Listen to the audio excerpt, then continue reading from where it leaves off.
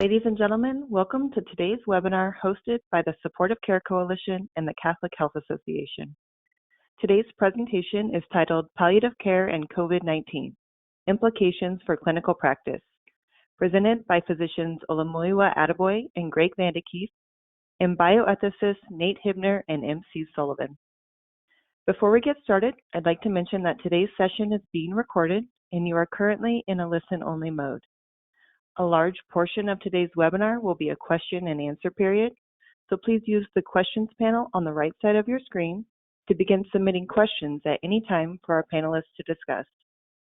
We also encourage you to share what you are doing to support healthcare staff during this stressful time, as well as links to resources that you have found helpful. We will share them after the session on the SCC website's COVID-19 resource page.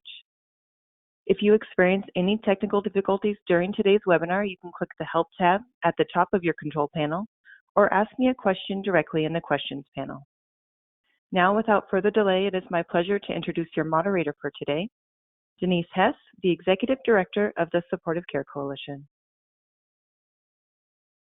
Thank you so much, Brianne, and welcome everyone to today's webinar, as Brianne said, presented jointly by the Catholic Health Association and the Supportive Care Coalition. As I was anticipating joining you all this morning for this webinar, I was reminded of Jesus's words in the Gospel of Matthew. Come to me, all you who are weary and burdened, and I will give you rest. And for those of you learning about the Supportive Care Coalition for the first time, the coalition, amongst many things, seeks to be the kind of community where we can all gather and collectively find rest, find ease, find a visible and tangible reminder that none of us on palliative care teams, in healthcare settings of all kinds, are going through this alone. We have each other. So with that in mind, just to remind you all that you have access to all of the numerous resources on our website, and you have access to this community, this interdisciplinary community focused on advancing excellence in palliative care, and currently focused on being a place where you can find rest for your souls. And as Brianne mentioned, we did just want to walk you through a couple of the resources on our website. We have added a COVID-19 resource page. And for those of you on your computer, potentially, if technology cooperates, you will get a glimpse of our COVID-19 resource page. You can navigate to that by going to www.supportivecarecoalition.org. It doesn't look like it's coming up right now. We'll try again at the end of the webinar. And similarly, here we go. So as you see under the resource tab on the header there of the website, the first item as you navigate to that page is our COVID-19 resource page. Our page is unique in that we cite and reference all of the other organizations, our colleagues in the field of palliative care, their websites, but we also have made it a repository of best practices, guidelines, ethical decision-making documents that have been contributed by our member systems. So we invite you to take advantage of the rich resources there, but even more so, we invite you to contribute to that repository by sending us your documents, your guidelines, things you are working on right now. In addition, caregiver well-being is exceedingly important to us right now. So again, just walking you through on the website, for those of you who can see on your computer screen, at the top of the page, there is a tab for caregiver well-being. Pretty much every day, we put a new post up there, and they are short meditations, poetry, readings, reflections, all specifically addressing how to downregulate our parasympathetic nervous systems is one way to say it. How to find ease, how to find a moment of rest, a moment of calm in the midst of what is a distressing and unprecedented time for all of us. So with those resources in mind, we're going to begin our webinar today. This is likely going to be one of 3 webinars just like this, where we have a panel of presenters and then an extended time for question and answer and sharing issues that you're facing. So today, we are especially excited to welcome 4 panelists to lead us in this time of discussion. Dr. Olamuyiwa Adeboye is the Medical Director of Palliative Care at Ascension Health. Dr. Greg Vandekeef is the Medical Director of the Southwest Washington Region of Palliative Care and the Associate Medical Director at the Providence Institute for Human Caring for Providence St. Joseph Health. Nate Hibner is the Director of Ethics at the Catholic Health Association, and MC Sullivan is the Chief Healthcare Ethicist and Director of the Initiative on Palliative Care and Advanced Care Planning at the Archdiocese of Boston. And the plan for our hour together today is to have our 2 physician panelists begin by describing some of the emerging clinical issues for palliative care teams in the midst of COVID. And then next, they will queue up our 2 bioethicist panelists who will frame these clinical issues in the context of Catholic ethical and social teachings. And last, we will have an extended facilitated Q&A session where we will hear from you. So as Brianne mentioned, all of you in your dashboard have a questions tab.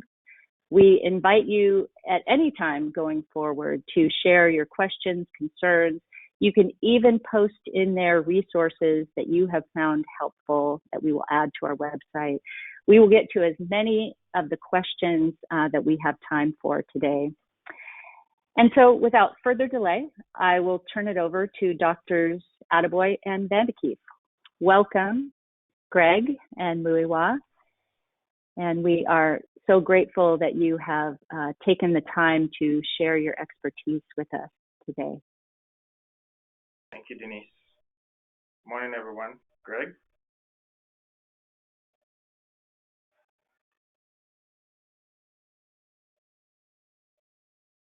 Greg, it seems that you might be muted.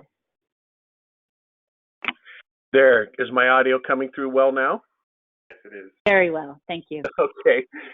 It's like a internet meme, sitting here talking away with my microphone on mute.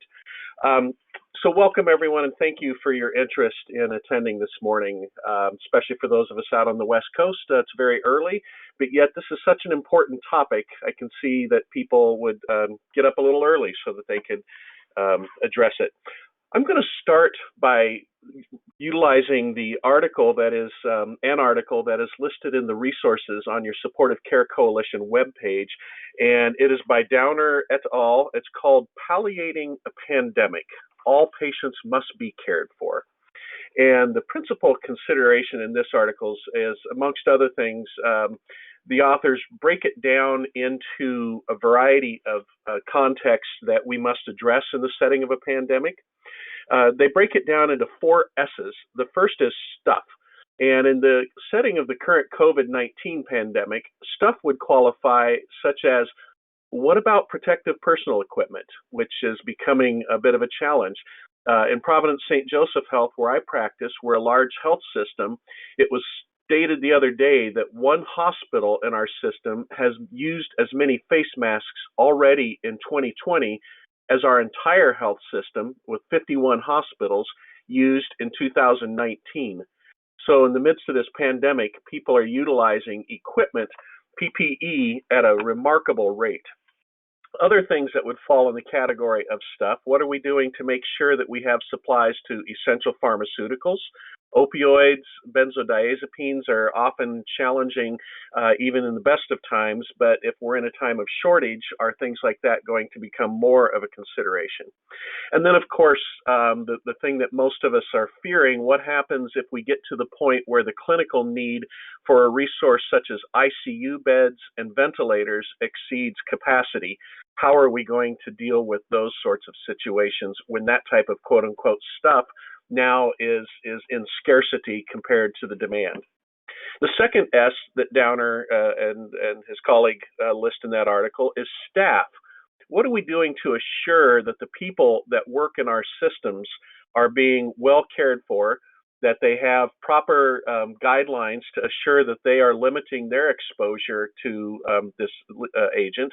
And conversely, there's an internet meme out there. Don't think about how to prevent yourself from getting the infection. Assume you're carrying it and think about how to keep from spreading it to others.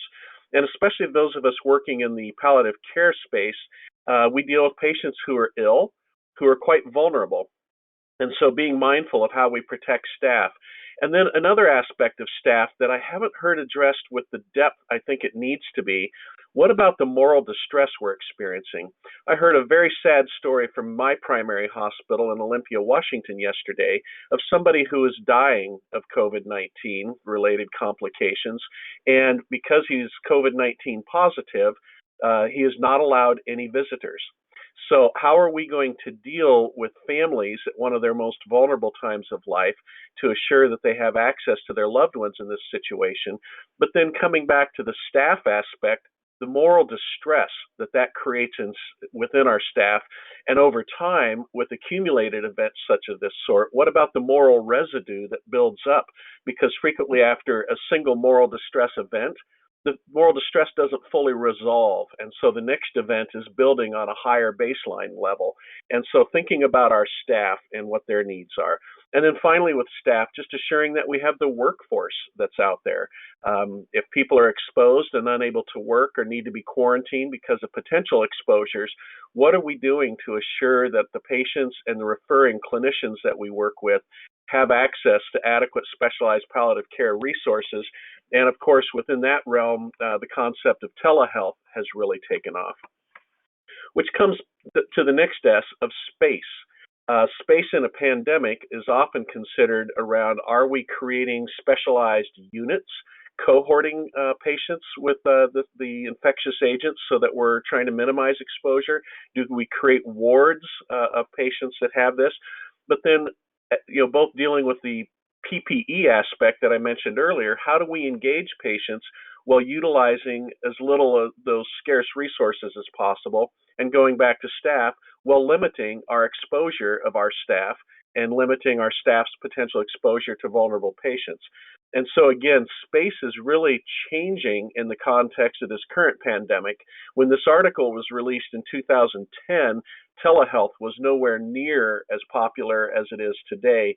And for many of us who have been working to try and build palliative care focused telehealth systems, this pandemic has served as a tremendous catalyst, and we are seeing innovative ways to utilize virtual encounters, whether it be to engage a family with, I heard a story last night of a daughter in the waiting room while her father was dying in the ICU. They could not bring her in to be with him, but the ICU nurse was able to bring a iPad to the doorway to allow the patient to be visualized by his daughter. She was actually able to say important things, including comments of forgiveness to her father in his final moments, from the emergency department waiting room using her phone connecting through the iPad that engaged her with her father. So space is changing dramatically in the setting of the current pandemic. And then finally, systems. All of the things I just described, staff, and space, need to have the support of systems in order to be effectively implemented. And some systems are really struggling to catch up to the pandemic. Other systems actually had fairly well-established protocols and procedures in place that now they're bringing them out following H1N1 or whatever might have triggered their development in the past, and bringing them up to speed for the current COVID-19 pandemic. Systems are going to do crucial things such as supporting the telehealth framework, such as developing policies and protocols around the decision matrix for the allocation of scarce resources, sometimes referred to as rationing. What happens when we get into that space, and how do we deal with it in a thoughtful and equitable and just manner? And then how are we supporting the staffing and the workforce issues to make sure that we have resources to meet the needs of our consulting clinicians and the patients, families, and communities we serve? Next slide, please. And with that, I am going to pass to my colleague, Moyawa, to talk a bit about other aspects of the role of palliative care teams in the COVID-19 pandemic. Moyawa. Thank you, Greg. Morning again, everyone, and thank you for joining us. Greg has outlined beautifully a lot of what we think teams need to kind of start preparing. That article, I think, is a great one for everyone to kind of take a look at. My goal now is to kind of share a few things. What are the resources that are available out there? Denise has shared the SCC COVID-19 resource page. That is beautiful. It has a lot of information for everyone with regards to what we can do. One of the more important ones that I think I will call out is the Center to Advance Palliative Care CAPC resource page. I don't know how many people on here were able to listen to or have been able to listen to the webinar with Diane Meyer and Sean Morrison from CAPC last week. It's available, it's recorded. There's a lot of information in there. One of the things I think I would tell people is, as this whole thing is evolving, what we're seeing is information is also coming out at different paces for different people. What we'll see is it can get overwhelming, but what I would advise is each one of us know what our teams are able to do, identify who on our team is doing what and able to do what exactly. Some places already have team members who are working from home. So what can those team members who are working from home do to support the team members who are on the forefront? Our organization has some of our social workers working from home. We call in every morning, we have our huddle, kind of figuring out what's going on, and then we discuss and see what we can do. If we have consults, our social workers are able to reach out to family members from home and kind of talk to them about setting up meetings via the phone that we can all partake in if necessary. Those are some of the things that are out there. CAPC also has the symptom management toolkit for dyspnea, nausea, and a bunch of different symptoms that might prevail for patients who are COVID-19 positive. Now, what that means then is, in terms of stuff and supplies, is making sure that we're working collaboratively, hopefully with our pharmacists in our various hospitals, to make sure that some, if not most of those medications are available. And if they're not, what are the alternatives that we can use? And is there a plan if things run out? What do we do in that kind of situation? Then CAPC also has the on-demand webinars. I know one of the ones that really has sold out is the telemedicine impact. I think Michael Fratkin has been doing kind of on-demand webinars with regards to the role of telemedicine in palliative care. This is going to be new for some of us, and this is where innovation is key. At this point in time, we have to be very innovative in terms of how we're doing things. I think it also boils down to what we feel we have available. What happens at hospital X might not be available at hospital Y. Hospital X might be part of a larger system that has a lot of support that can be called upon, while hospital Y is kind of like a solo hospital and they're trying to figure things out. This is where applying all these resources to your own individual needs, I think, would be helpful.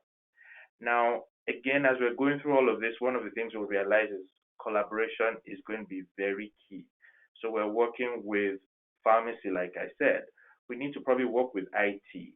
If we're dealing with symptom management, do we have a protocol in place for possibly what people call the comfort care order set? If there isn't one available, could one be made available? Or do we have it available on paper sheet kind of, and then have that available for teams? We know palliative care teams across board might get overstretched, and there's the whole issue of PPE preservation or conservation at this time. If we're not able to get to the bedside, how can we be available to the frontline clinicians? It might be making ourselves available by phone. Um, Greg just mentioned, having a family member in the ER kind of talking to their loved one in the ICU who's in the dying process with an iPad. That means working with the frontline nursing team to kind of help facilitate things like that. Of course, we have to be mindful then of making sure that we're preventing transmission with the whatever device we use and making sure it's wiped down and cleaned appropriately. Um, so this is in terms of resources. I think the other thing we need to also realize is at each site, figure out who's available to do what, make sure that we create some documentation that's available to the people we're going to be working with to let them know what we're available to do and when we'll be available. For some teams right now, what I've been finding out is a lot of people are kind of seeing that there's a lull of sorts before what might be a surge that happens later on. And so using this time to kind of make sure that the people that we work with, hospitalists, ICU physicians, ER physicians, know how to reach us if and when they need to reach us, know what we'll be able to do. Are we going to be there in person? Are we not going to be there in person? And things like that. Also supporting each other. One of the things that was amazing was when Sean Morrison mentioned last week that already they have part of their palliative care team members who are self-isolating because they're exposed. What would happen to your team then if one or two of your members had to do that? How do you cope? What do you do? And maybe working through probably some contingencies in that case to figure out how you're able to provide care. Some places already have chaplains not being able to go in. How do you work around all of these things? A lot of hospitals, I think, within our system are encouraging the utilization of social media resources, so WhatsApp, Google Hangout, Facebook Messenger, and things like that as means of communicating with family members within teams as well. And I think that's one thing we're going to look at. The other issue that I think was addressed by the CAPC webinar was how do we make ourselves available in a broader sense? So when we look at the role of developing policies and protocols around things, there's a tendency for us to kind of maybe want to be in the background and not put ourselves out there. But if we don't, and when literally things become a crisis situation, we won't know how to handle things because we have put ourselves in the background and have not let people know what we're available for. So I think working with your various hospital leaderships, the maybe director of patient care, the pharmacy team, the ethics teams, to know that, what, we're here, this is what we're able to do, how can we be helpful? Sharing some of these resources, the communication tips that come out from Vital Talk, that is very key. And I know a lot of places are sharing that with their frontline clinicians already. But one of the other things I've heard too is a lot of people have been overwhelmed with all of this information that's coming their way. And how do we manage all of that? I have seen some of our hospitalists print out some of those Vital Talk one-page resources and have it on their desks available just in case. That might be something just to do. It's like just in time. Or providing the SEC link to people, so knowing that. I think we need to be careful to make sure that the palliative care teams are not going to be the ones who will be frontline in making decisions about allocation of resources and things like that, because I think that would cause a lot of distress already to some very vulnerable team members, but also might take away from the roles that we would have in terms of being the primary facilitators of a lot of all these conversations. Greg, anything else?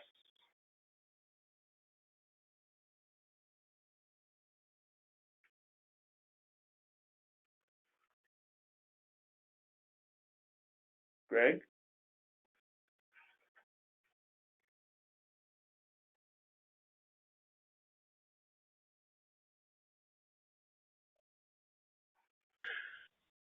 So one role the palliative care team will need to play is to continue to provide clinical care throughout the enterprise.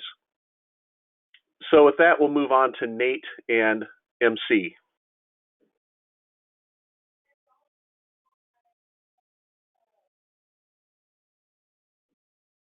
Thank you for bringing together the clinical aspects of palliative care in its response to the current pandemic.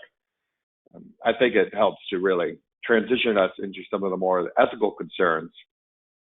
And so I'd like to start with kind of reminding ourselves what are some of the foundational ethical principles, missions, values that we hold not only within palliative care, but within the broader healthcare industry, within the broader Catholic healthcare approach. You know, for centuries, the Catholic Church especially has responded to epidemic upon epidemic. We have saints who founded congregations that help to accompany people who are at times of plague and pestilence. Everybody from Saint Bernard Ptolemy, who founded the Olavitan Benedictines, who actually have a health system in Arkansas. Their congregation helped in a plague in the 14th century in Siena. The Capuchin Franciscans gained fame and notoriety at the beginning of their creation about their response to a plague in their community. And I want to point this out not only as a call to action, that we have a history of responding to this need, but also about this very strong and embedded value of accompaniment, even in moments of extreme crisis and chaos. Palliative care has always been an excellent exemplar of accompaniment. How do we sit with those in times of great need? The second thing I think we need to always keep foundational when we discuss the trickier ethical decisions that'll have to be made is that our ethics that we use every day do not suddenly go away.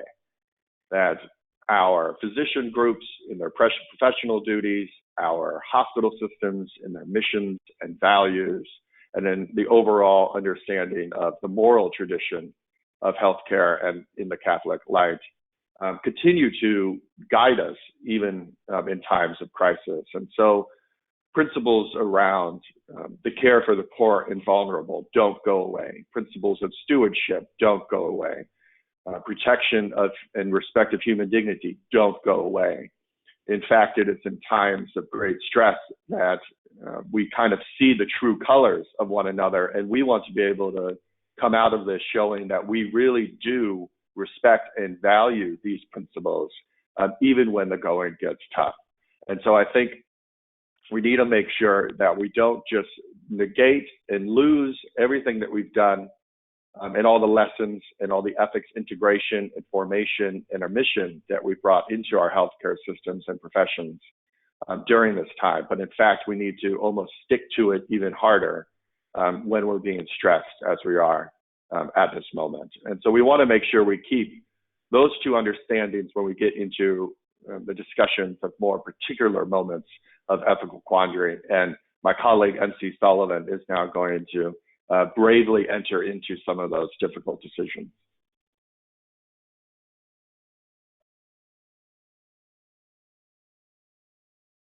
We can't hear you.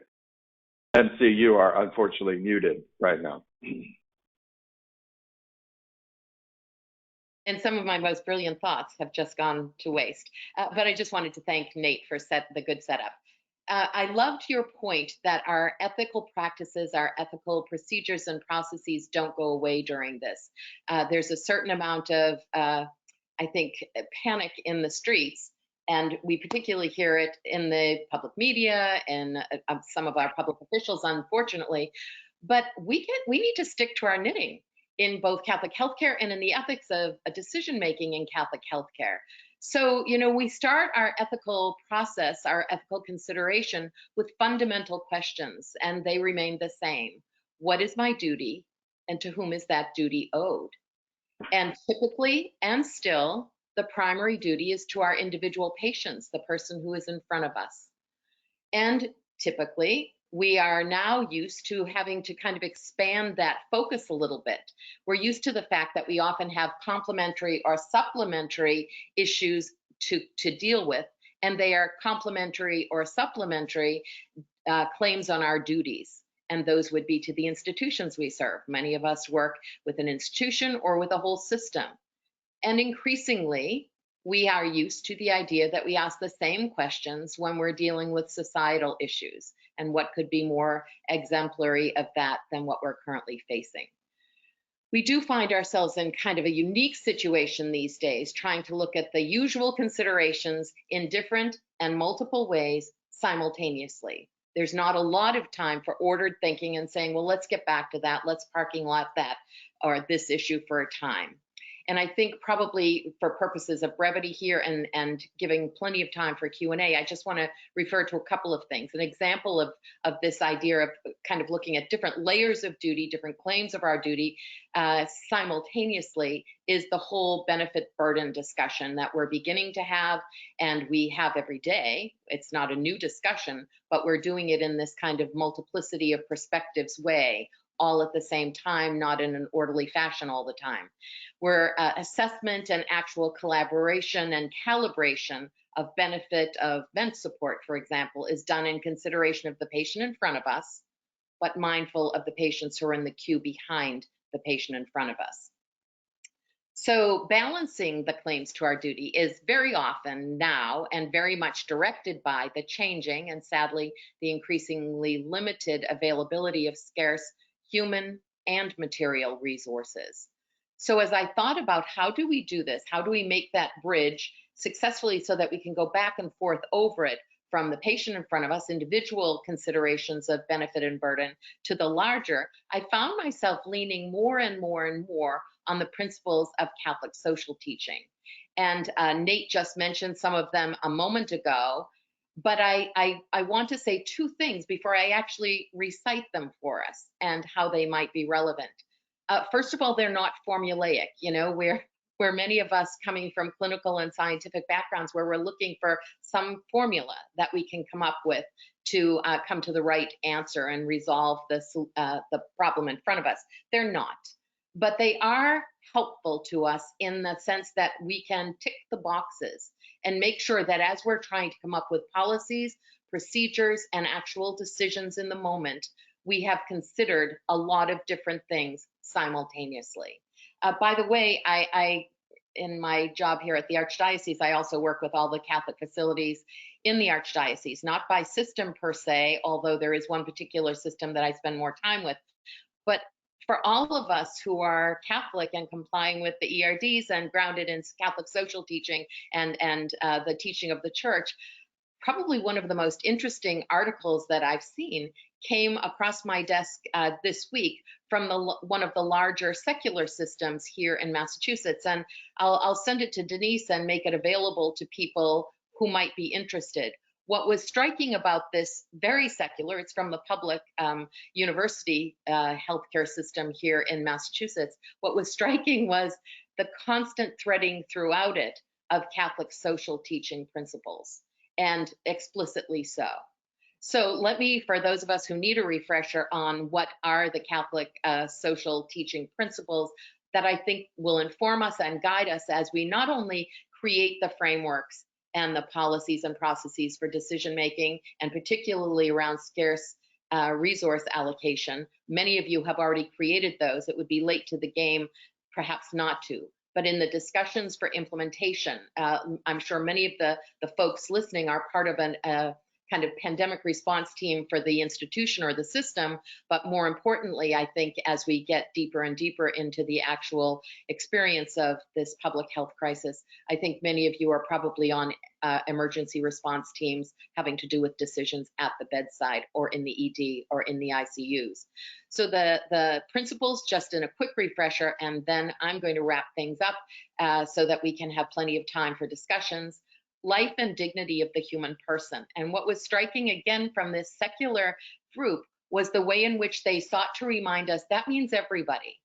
We might want to look at what the benefit of something is for the patient in front of us, given that we're now learning things like the cardiomyopathies that seem to strike a lot of, particularly our male patients in ICUs who have been on vents for a while and are COVID positive.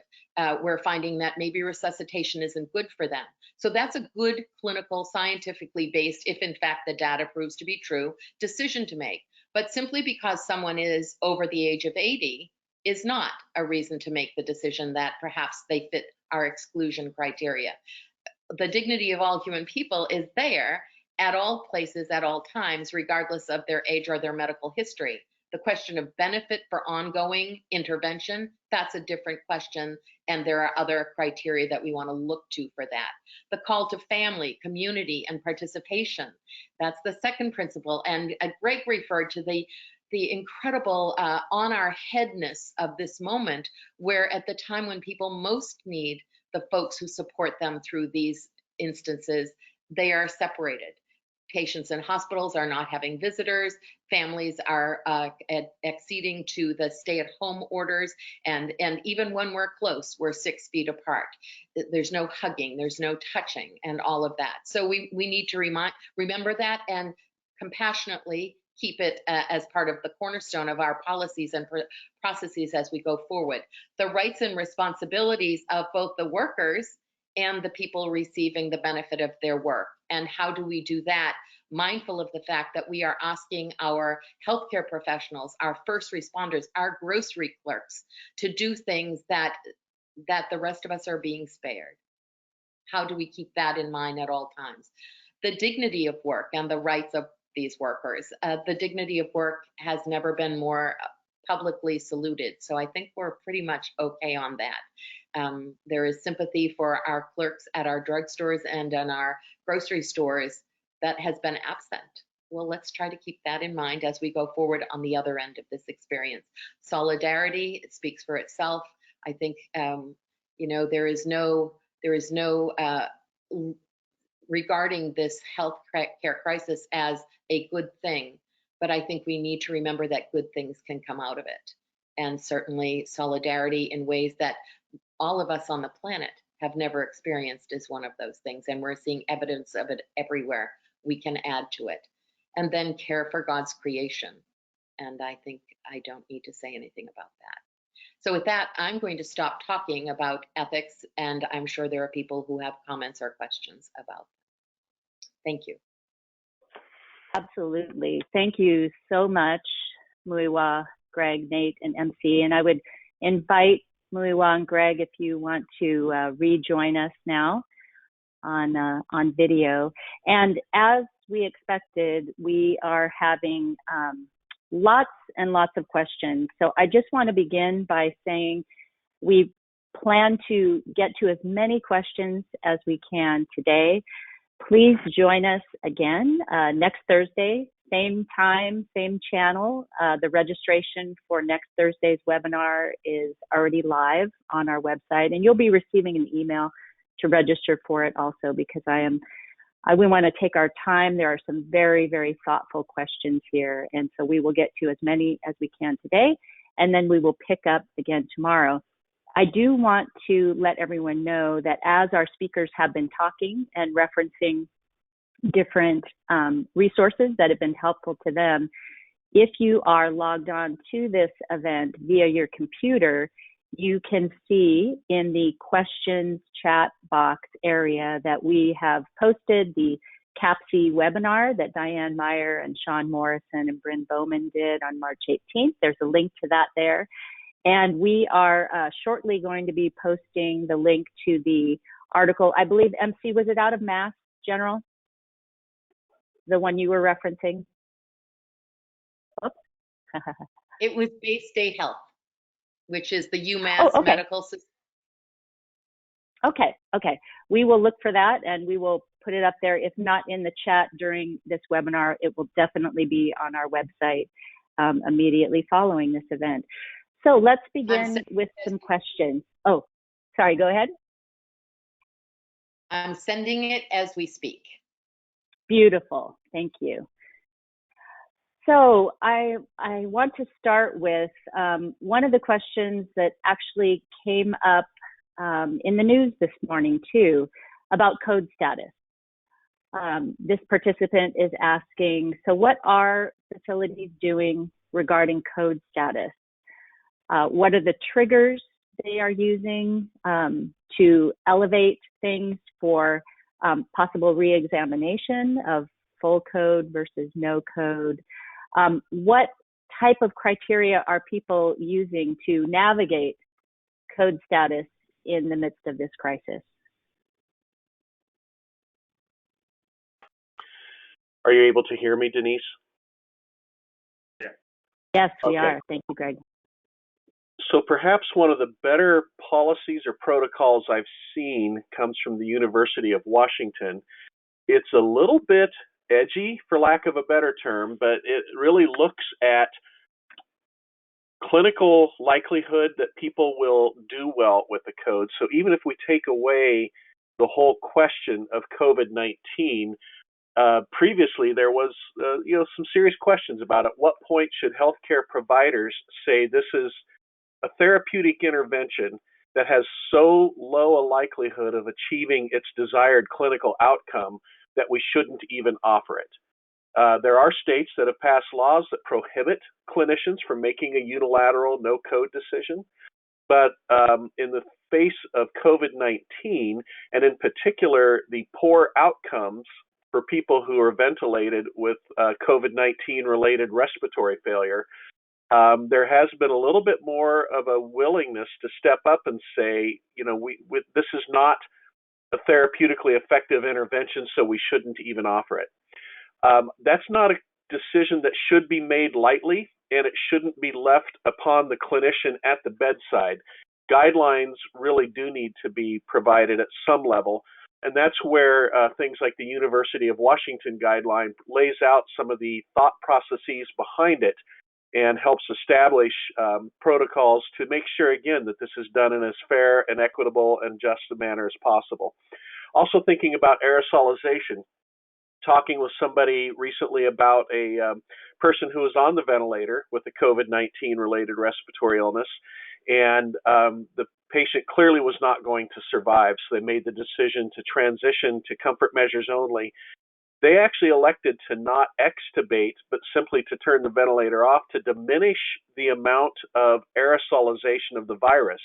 The concern was that by pulling the ET tube in the standard fashion, there would be a higher level of viral exposure to staff potential. So things like that need to be taken into account as well. Moyowa, I would be interested to see, not to put you on the spot, but I will, to see if you have any thoughts to share along that line as well.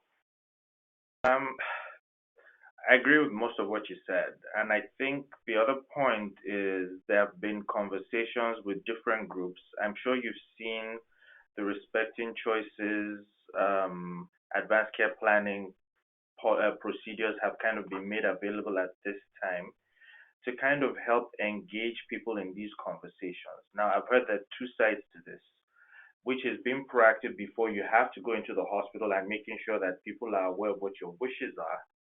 But then the question is, are you making these wishes now in the setting of a pandemic, and would they be different in the setting of normal life?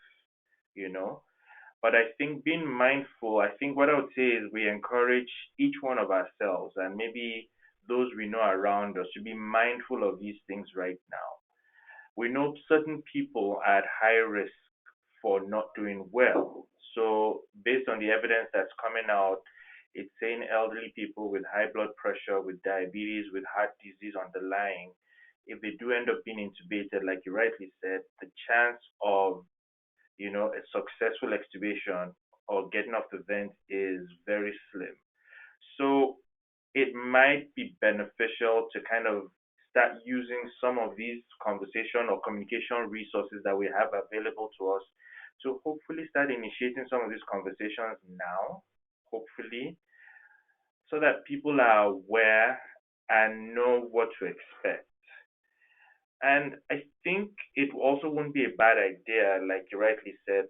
So let's say you do have a situation where the person gets intubated and unfortunately now codes, which means they go into a cardiac arrest while on the ventilator. What do we do at that point in time? there's going to be the increased risk of aerosolization, like you rightly said. And so is this a situation, normal code situations, you call a code blue in the hospital, everybody rushes in. The reality right now is that is probably not going to be feasible because of the conservation of PPE that's being seen in a lot of places. And so how do we handle that? So there's going to be a need to kind of start having thoughtful conversations about that in our various organizations, and making sure that everybody is comfortable. These are emotionally laden conversations. And I think it's a time where we might need to have to step up and be forthright right now and not kind of shy away from having those conversations.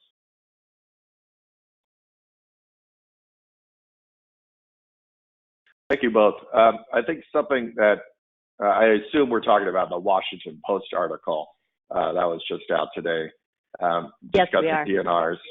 And, some of the, when we look at the policy, so yes, University of Washington, the state policy for Washington is very well thought out. Others like the state of New York, state of Minnesota, state of Utah, first you got to look to see what is your state policy.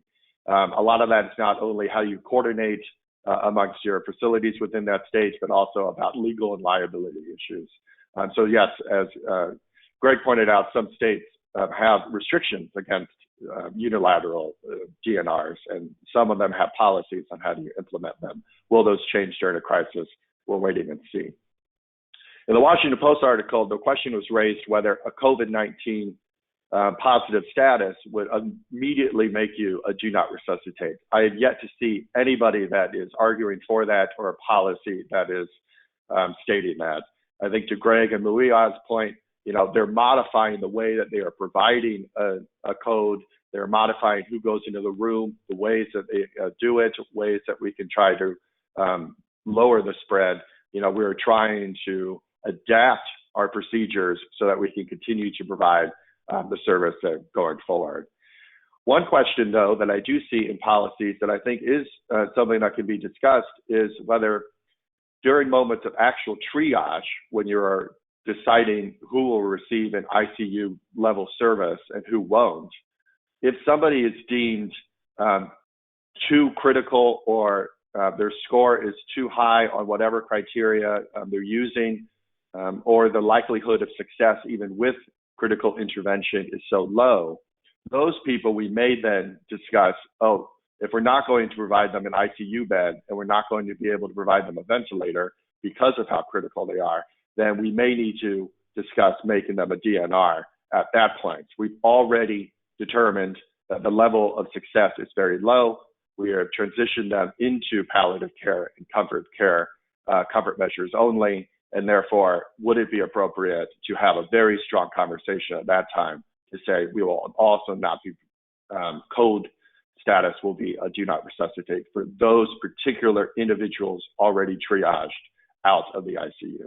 I think that is where the conversation and the policies are focused on, not on everybody that comes out COVID positive, but rather that particular group of people who are so critical that intervention is not going to be beneficial. Right. I would add to what Nate has said two things. First, I would underscore it ought not necessarily to be presumed this is an all or nothing decision, that this requires greater nuancing, even though we are talking about broadly applicable policies. So I would underscore that. And beyond that, I guess I'd just underscore everything you said, Nate. But yeah. Let's go to the next question. I think we've talked about this one enough. I always appreciate an ethicist supporting a fellow ethicist at all times. Underscoring what Nate said is generally good policy. You can't go wrong there. You can't go wrong. So again, I think to our participants, the abundance of excellent questions, I again encourage all of us to come back Tuesday, because I am seeing entire threads of discussion that I know we won't get to today, given that we have about 9 minutes left. So staying in this thread, because I think we're talking very close to it. So can you address the issue of triaging care in general? So we've kind of talked about that with regard to code status, critical care beds, ventilators, and there are practices, hopefully, that can help systems, teams, providers prepare thoughtfully for issues like these ahead of time. Who's going to start off this one? I'll start in a very broad sense. I think, again, emphasizing that many states and many government organizations and departments, as well as systems, began planning a procedure around an influenza pandemic about 10 years ago during the H1N1. So the idea that we are just making this up right now is not reality. That we have had groups of people, massive groups of people, for broad swaths of professions, but stakeholders as well, who have spent time really thinking and developing procedures and policies for a moment just like this. It's something we should really start with. You know, it's go and look and see if your state has a policy and procedure in place. If it doesn't, I recommend looking at, again, the states I mentioned, Washington, Minnesota, New York, for example. Many states are actually just copying and pasting from those three states' policies to get a sense of not only around what triage protocols you might have in place, but more importantly, they spend a great deal of time around preparation. You know, we are right still at the moment that we can in some way prepare for a surge or for a transition to a crisis standard of care. And if you haven't listened to it or you were unavailable to be on the webinar that the Catholic Health Association put on yesterday with Rhonda Meadows from Providence and their response to the immediate need in the states of Washington and California, for example, what are some real practical ways that you can already begin preparing for a potential surge? Not only around resources, but around education of your staff members, around getting these policies and procedures to the front lines. Because I think when I've looked at media and newspapers and, you know, the articles that are trying to address the ethical concerns, I always feel that they're somehow interviewing the one person who has never read a policy or who is not the most adept at the procedures that are in place, who just haven't been informed yet. And so we have a duty upon ourselves as leaders and professionals to really go out and be informed and then to educate our colleagues. And I think to Greg's point around palliative care really is going to have to educate our colleagues about how to manage triaging, how to manage people who are placed in critical care situations, how to care even when we cannot cure. So, you know, we have levels of preparation in place. We need to do better at informing ourselves and others at it. I think that's where we have to at least start. That's lovely, Nate. I really appreciate that. One of the things that struck me is this Downer article I shared is from 2010. You're right that a lot of this, we're acting like we haven't thought about it before, but after H1N1, many of us did develop local institutional policies to prepare ourselves for a pandemic. And many of you have actually seen some of the material that Bill Gates, not in his retired Microsoft role, but in his Gates Foundation role, in 2015 really accurately predicted that a viral pandemic in the setting of globalization was going to be one of the next public health catastrophes we would face. And sure enough, here we are. I like that you referenced the system approach, you know, using like Rhonda Meadows and others, because we've certainly done a lot of work within Providence St. Joseph Health to make sure that we have some system level guidance. That said, then you need to take it to the regional level to develop your triage teams and your local and regional protocols. And then at the point of care, having administrative triage teams or others to really help design for the emergency department, the critical care unit. How are we going to deal with this? And then who is on those triage teams? Is it going to be your CMO, your CNO, your director of ethics, case management, and so on? we have actually really leaned away from, and you would have heard Sean Morrison say this on the CAPC webinar last week, having palliative care providers up close and personal to rationing or allocation decisions. Some of that's the historical concerns over being rebranded as death panels and all of that. But truthfully, the frontline clinicians, emergency providers, critical care docs, hospitalists in particular, are probably the ones who are the closest at understanding the clinical scenario well enough to say, now, how do I take this guidance that my hospital or my region or my system has put together and apply it to this patient? Because ultimately, every one of these decisions has to occur with each individual patient. But we can't leave our frontline clinicians hanging without clear guidance that provides them a solid foundation so that at the end of the day, they know I wasn't alone in dealing with this. My organization actually provided a framework where I could do this with integrity. And even if the decision is harrowing and the outcome is undesirable, that I know the process set me up to do it in a manner that I can live with. So that to me is a real critical portion of this. Just to jump in quickly too, I think one of the points you made, Greg, was the local and regional collaborations, because I think, yes, SCC, we're looking at the Supportive Care Coalition, which is Catholic healthcare systems providing palliative care. But we would find that some of our hospitals are in towns or cities where we're not the only hospital, and we have other hospitals around us. And so I think part of that local collaboration might be to reach out and figure out what's going on. So kind of everybody's on the same page, and you know who's doing what and how you can kind of work in terms of what are the resources available outside of your hospital walls right now. So I've been following a conversation. I'm sure, Greg, you've seen that about the role of hospice in all of this. There's a conversation going on the AHPM Connect right now. I mean, like anything else, I mean, people have seen hospices as maybe like the final stop, but you know, it might not have to be that. So how do we support the hospices? Because right now they're having the issue with PPEs. Some locales have hospices that have inpatient units.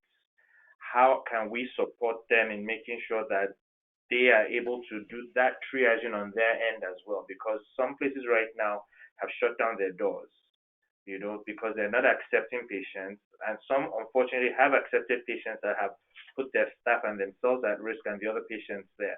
So how do we navigate all of that? I think these are some of the things that we might need to think of in the framework of what you had referred to earlier on, and putting the triaging cap also in place.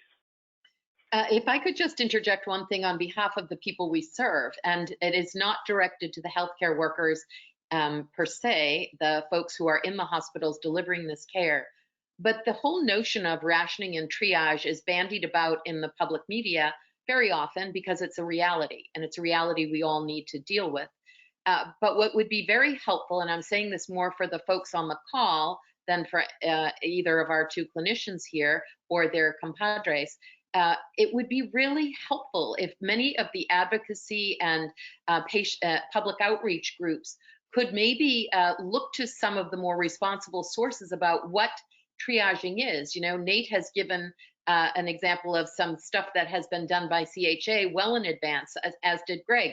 This is not a new topic, and the reality is we're just implementing long thought out and long discussed practices and policies. So some way to perhaps educate our public who are the family members or will themselves be the patients that are subject to this about what it is and how it works, and how carefully their individual needs are respected and considered and play heavily in any of the decisions as triage gets implemented. I think part of what we're seeing is the fear of the unknown, and the word rationing of healthcare has always been used in such a negative context, and there's not a lot that's good about it, but at least if people understand it. So this is kind of a call out to some of the folks who are perhaps listening and participating with us today to think about this. I know we are at the Archdiocese. To your point, MC, one of the aspects that I think we could use a little bit better preparation for as this time comes is communication skills around, this is the policy that's in place. This is how we're going to triage. This is how we're going to evaluate your loved one right now. This is how we're going to evaluate them again, potentially in 24 or 72 hours. That some systems have already begun actually scripting out what is it that we're going to say to patients, to their family members, to each other, because it is a sense of fear that the unknown, that there's some sort of panel of people, or that there's some sort of algorithm that we're unfamiliar with that's going to decide. So how do we communicate that, again, we are upholding our traditional values and ethics at this moment, and we want to make sure people are still understanding that we're still here to provide care, we're still here to accompany you, we are still here to be a Christ-like presence for you if we're Catholic healthcare, and this is just how it's going to look in this moment of crisis. It occurs to me, Nate, that a lot of the people who, certainly in the states where we have stay-at-home orders or are being encouraged to work from home or are being left out of the hospital kind of hierarchy in an effort to close the doors to increasing contagion, a lot of the people from pastoral care departments and from some of the communications people, as you noted, they could work on this. They could work together on combing the literature, coming up with these kind of scripts, these few frequently asked questions pages for hospitals. Folks are trying to figure out, how do I carry on in the face of not being at my desk or not being able to maintain my routine? These are projects that people should be looking for and implementing. So well said. I think we could easily go on for at least one more hour. Just for everyone who is on this event today, know that this has been recorded. It will be sent to you via an email link shortly after this webinar concludes. And I can just say, for those of you who are able to rejoin us next Thursday, same time, we will be talking about all of the questions we didn't get to, many of which fall under, I would say, the umbrella of moral distress. Questions like that tension between my own personal safety as a caregiver taking care of potentially COVID positive patients versus my duty to care, versus that guilty feeling I have when I do something to protect myself that might limit the amount of patient care that I provide right now. We have a large umbrella of questions around workforce issues. We're hearing from solo providers who are on their own, the only palliative care person in their setting. We're hearing about discipline-specific issues from social workers and chaplains who their MO, their way of being, is a ministry of presence. There are great challenges to providing that ministry right now, not excluding sacramental ministry. We also have workforce issues around deployment and redeployment. How should palliative care clinicians respond to requests to be redeployed right now? And what does that mean? Are we essential in palliative care? Are we essential to switch back into our other board certified specialty? And then lots and lots of questions that I would say fall under the umbrella of the social teachings that MC and Nate highlighted so beautifully about human dignity and justice. So we have lots of questions and comments about bias against immigrants and refugees. We have comments about ageism and how that is playing into this discussion. So I say all that as a preview of the things that we will pick up on and get to on April 2nd. So I do invite you to rejoin us then and rejoin this panel. And again, looking off a week further into the future, we do have Dan Silmacy, a physician and ethicist from the Kennedy Institute, who will be joining us on April 9th. And that entire hour will be Dan walking us through, in his clear-headed and brilliant, just like MC and Nate do, grounding way to orient us around our tradition, our teachings, and the wealth of tools we have to address questions like these. So again, there will be a survey that will come up at the end of this webinar. We invite you to complete it. We use it to plan future webinars. For those of you who have typed questions into the question box, we have captured every single one of those, and we will do our best to get to all of those. And the resources that our speakers have mentioned that you have requested, please check www.supportivecarecoalition.org and our COVID-19 resource page, and we will be updating that minute by minute as we add the resources that we've captured from you all and from our presenters today. So with that, thank you very much. We will regather again as a community on Thursday, April 2nd. Thank you.